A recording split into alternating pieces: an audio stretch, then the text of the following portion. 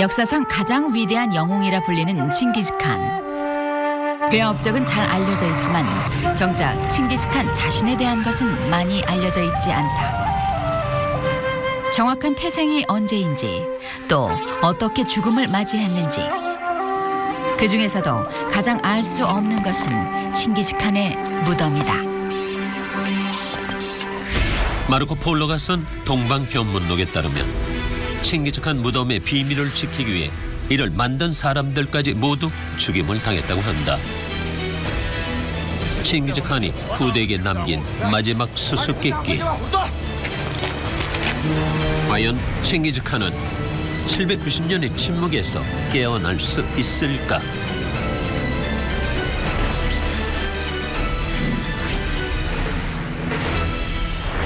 보물 사냥꾼이란 말은 마치 소설이나 영화 속에나 등장할 것 같은 단어다.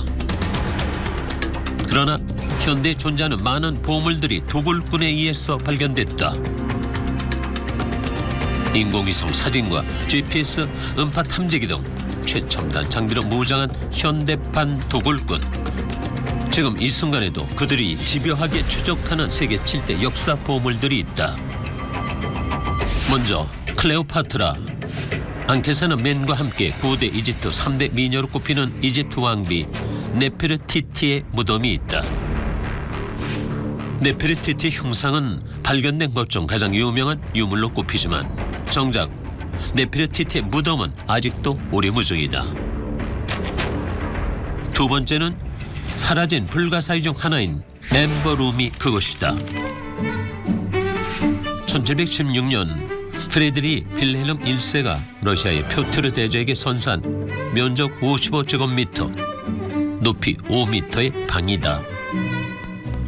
여름 궁전 안에 위치한 이 방을 꾸미는데 보석 호박이 무려 6톤이나 사용돼 엠버룸이라는 명칭을 얻게 됐는데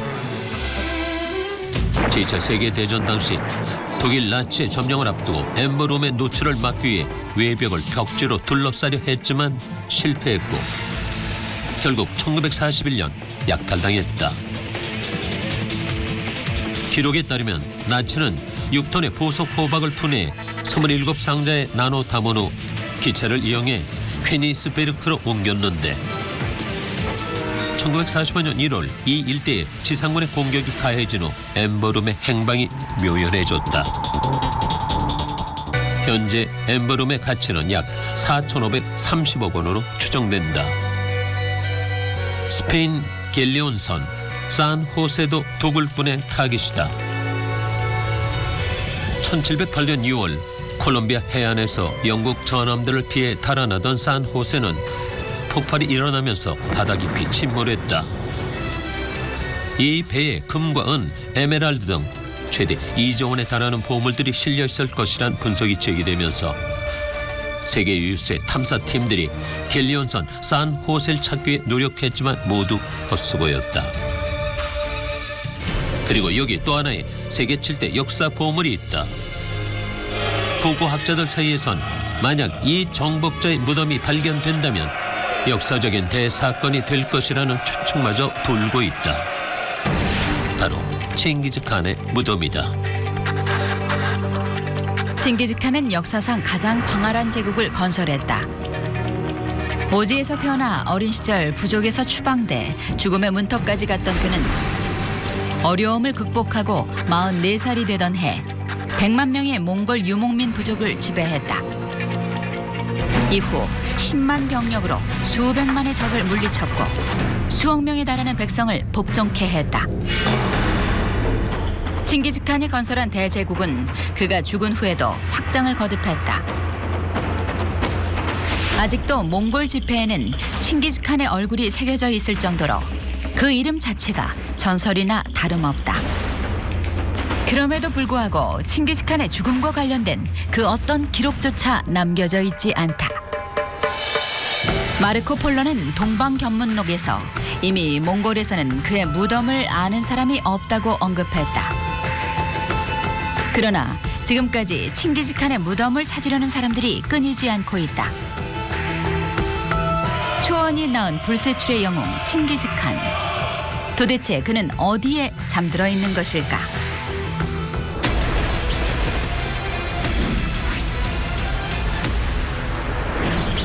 살아생전 칭기즈칸은 주변의 모든 민족을 평정하며 무자비한 사력으로 악명이 높았다. 하지만 그런 그도 죽음을 피할 수는 없었다.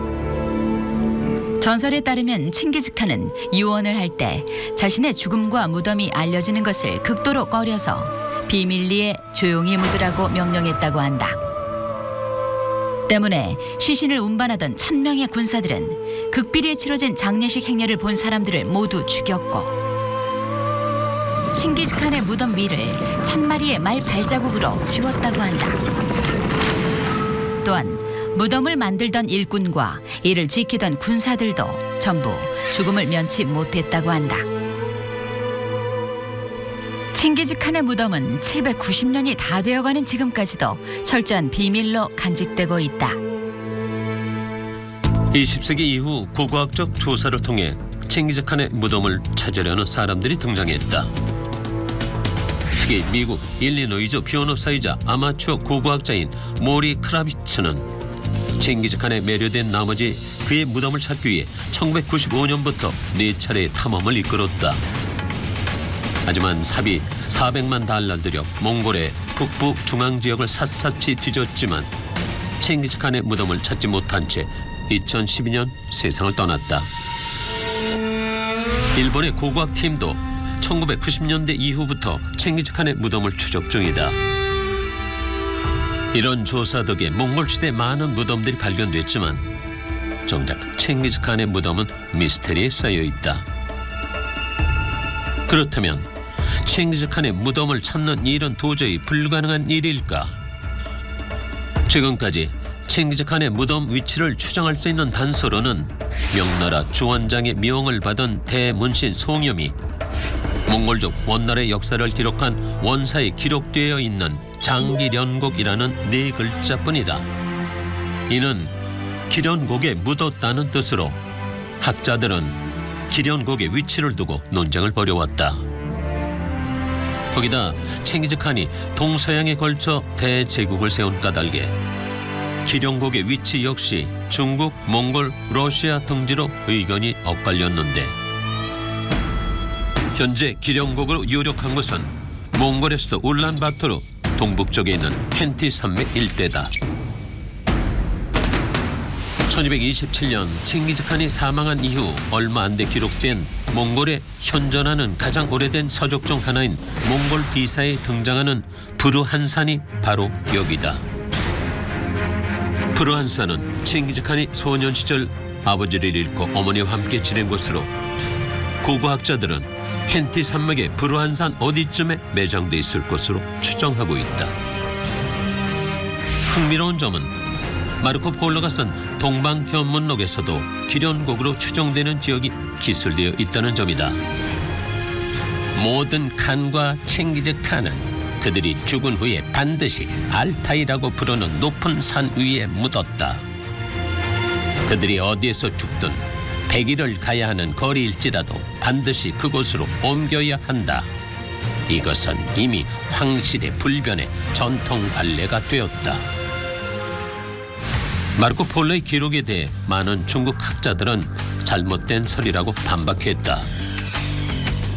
그러나 근래 고고학적 발견에 의하면 전혀 근거 없는 주장이 아님을 알 수 있다. 알타이 산맥이 소재하는 청하현 3도 해저 주변에서 인류의 흔적이 있는 산릉이 발견됐고 칭기즈칸이 서방 정벌을 위해 만든 고잔도 역시 발견됐다. 잠시나마 칭기즈칸의 숨결이 있었던 곳으로 그의 무덤이 있을 수 있다는 가능성을 연 셈이다. 반면 중국의 대다수 학자들은 유판산 일대에 무덤이 있을 것으로 주장하고 있다.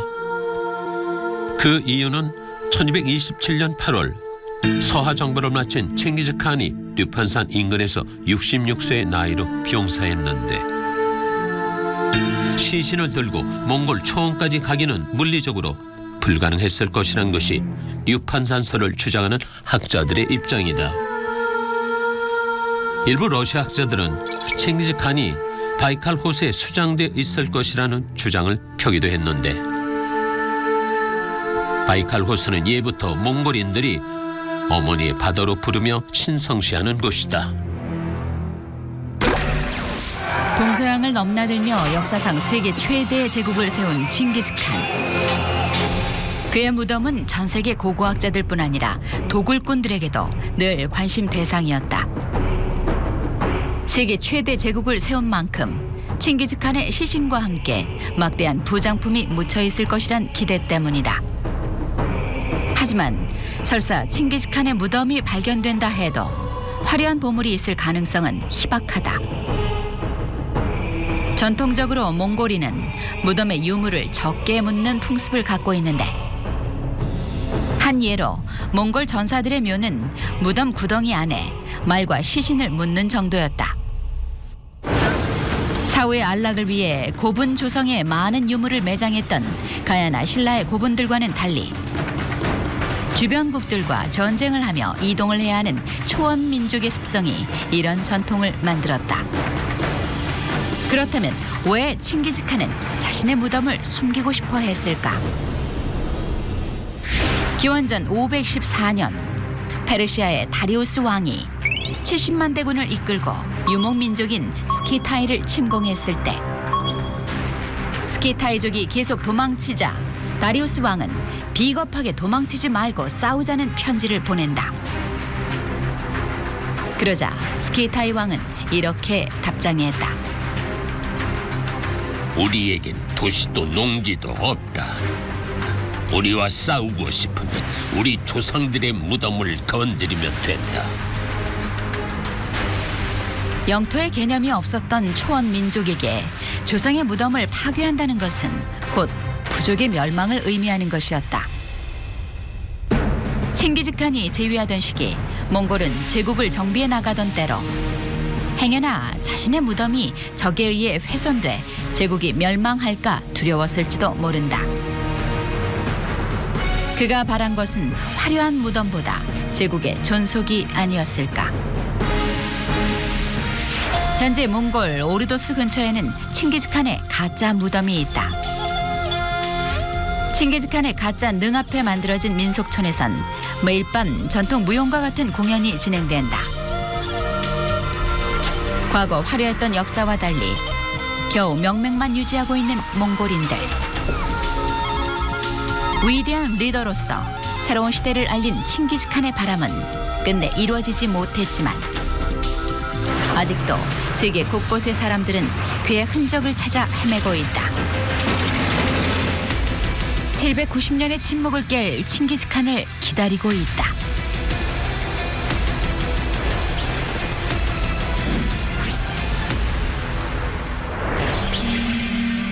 영국 작가 셰익스피어의 햄릿에 나오는 유명한 대사 사느냐 죽느냐 그것이 문제로다. 셰익스피어는 후대에 명문장을 남겼지만 정작 본인은 의문투성인 삶을 살았다. 1616년 4월 23일 52세의 나이로 사망한 셰익스피어는 죽음의 원인조차 알려지지 않았다. 그런데 영국 정부 스테드포드 어폰 에이번에 성 트리니티 교회에 안치된 셰익스피어의 무덤을 두고 100년 전부터 이상한 소문이 돌았다. 도굴꾼들이 셰익스피어의 두개골만 판에 훔쳐갔다는 것이었다. 실제로 1879년 잡지 아거시는 셰익스피어의 두개골이 1794년 묘지에서 도굴당했다고 구체적으로 보도하기도 했다.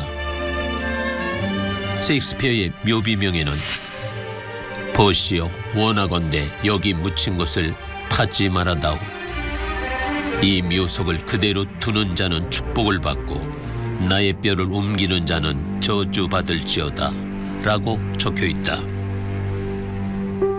셰익스피어가 내린 경고에도 불구하고 과연 그의 두개골은 사라진 것이 맞을까? 2016년 미국 스탠포드대 연구진은 셰익스피어 서거 400주년을 기념해 그의 무덤을 뇌이드 스캔 기술로 들여다보았다. 결과는 충격적이었다. 뇌이드 스캔 조사를 이끈 고고학자 케빈 콜슨은 머리 부분에서 매우 이상한 훼손 흔적이 발견됐으며 이는 원래 안에 있던 것이 파헤쳐지고 훼손된 자리를 다시 메운 증거라는 결론을 내렸다. 실제로 17, 18세기의 사람들은 천재적인 인사들의 두개골을 분석하면 그들이 어떻게 그런 재능을 갖게 되는지 알 수 있을 것이란 생각이 만연했고, 천재라 불리는 유명인들의 두개골 도굴이 자주 일어났다. 세계적인 천재음악가 하이든도 자유로울 수 없었다. 그의 두개골은 음악적 능력을 골상학으로 분석해 보겠다는 무리들에게 도굴당한 후 145년이 지나서야 주인을 찾았다. 아인슈타인 역시 사후 본인의 뜻에 따라 화장됐지만 천재의 뇌는 연구를 빌미로 부검이에게 강탈당했고 수십 년간 미국 전역을 떠돌아다니는 수모를 겪었다. 한편 세계적으로 알려진 유명 스타들도 이런 순환을 피해가지 못했다. 1977년 락의 황제 엘비스 프레슬리가 사망한 직후 한 주간 대중 잡지에 충격적인 제보가 들어왔다. 엘비스의 친척 중 한 명이 그의 시신을 몰래 찍어 잡지사에 연락을 한 것이다. 잡지사는 엘비스의 사진을 무려 18,000달러에 사들여 일면 탑으로 실었고 판매 부수는 발행 역사상 최고를 기록했다. 또 엘비스와 같은 해에 사망한 찰리 채플린은 시신이 도굴되는 사건의 주인공이 되기도 했다. 채플린의 시신을 훔친 범인들은 유족에게 몸값으로 60만 달러를 요구하며 협박했다. 하지만 범인들의 계획은 무산됐고 도굴된 지 11주 만에 스위스 제네바 호수 근처에서 채플린의 시신이 발견되었다. 범인들이 체포되면서 사건은 일단락되었지만 유족과 전 세계 팬들은 충격에서 쉽게 헤어나오지 못했다. 특히 채플린의 아내 우나 오닐이 받은 상처는 컸다. 채플린의 네 번째 아내인 우나 오닐은 18살의 나이 차이를 극복하고 비밀 결혼식을 감행했고 35년간 채플린의 곁을 떠나지 않았다. 남편에 대한 사랑이 남달랐던 우나 오닐은 재발을 막기 위해 채플린을 다시 무덤에 매장하면서 관 위에 2m 두께로 콘크리트를 부었다. 죽은 후에도 유명세를 벗을 수 없었던 찰리 채플린. 그를 다시 잃지 않으려는 우나 오닐의 뜻에 따라 채플린은 두꺼운 콘크리트 아래에 잠들어 있다.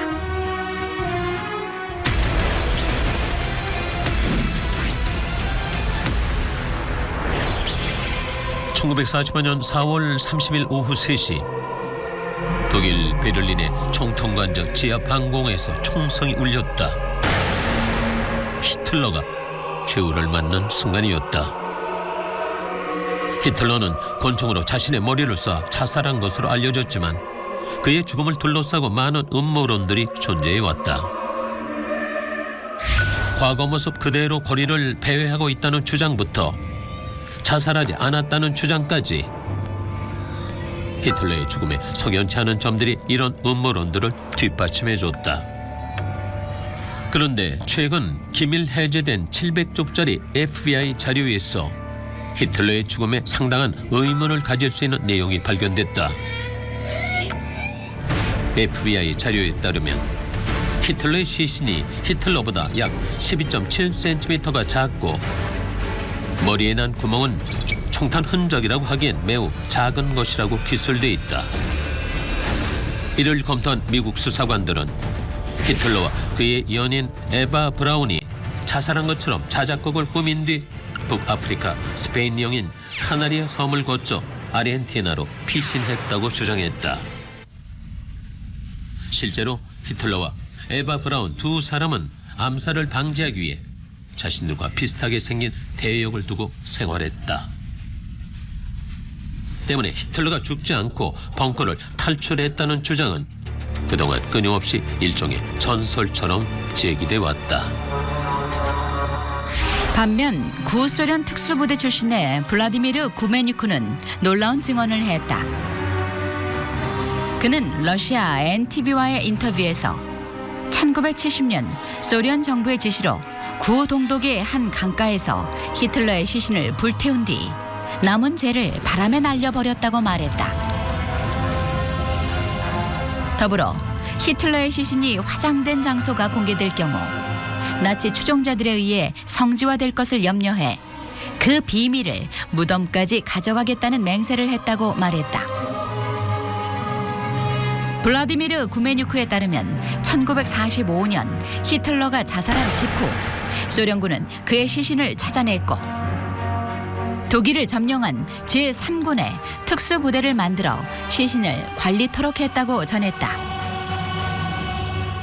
그러나 1970년 3월 비밀 매장지의 건설 공사가 시작되면서 히틀러의 관이 노출될 위험에 처하자 소련 공산당의 서기장이었던 레오니드 브레즈네프가 시신을 소각하라고 명했다고 한다.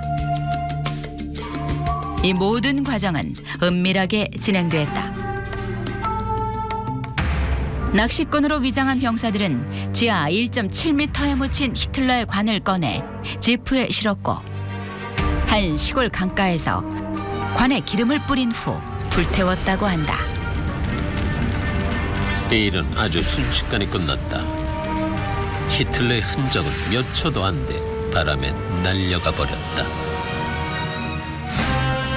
생전의 히틀러는 많은 문제를 겪으면 역사에 남는다고 말했다. 그의 말처럼 인류 역사상 최악의 독재자로 군림한 히틀러는 아직도 역사 속에 살아있는 듯하다. 히틀러가 남긴 문제, 역사의 상처는 영원히 지워지지 않기 때문이다.